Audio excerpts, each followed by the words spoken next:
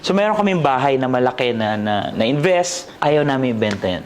So baon na kami sa credit card, tumatawag lahat ng bangko, tinataguan ko nung una hanggang sa pinapakiusapan ko na hinaharap ko na. Nagsiserve ako sa church, and then tumakbo ang konsehal, talo ko, so wala na akong income talaga. Hindi ko na alam gagawin ko. Hindi namin mag-give up yung umiiyak kami mag-asawa. Ang laki ng bahay namin, pero walang laman. Monoblock lang yung upuan, ganun lang. As in, sagad kami.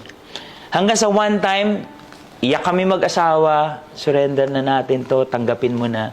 Sige, benta namin. Benta, tingin, wala.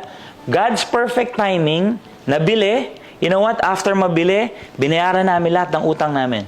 Hindi namin tinago yung pera. Magkano? Magkano ang utang? Siguro mga 2.2. Oo. Let go of everything, surrender kay God, bayad ng utang. Pagbenta namin nun, after a month or two, nag-COVID.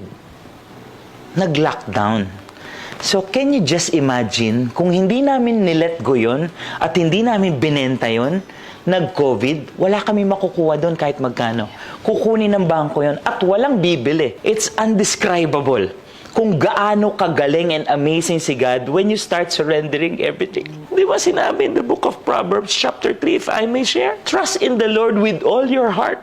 Lean not on your own understanding, Karen. In all your ways, you submit to Him and He will make your path straight. Hanggang sa ngayon, wala akong pera, wala akong sariling bahay, wala akong kotseng maganda, but I only have God. And yun lang, kumpleto na.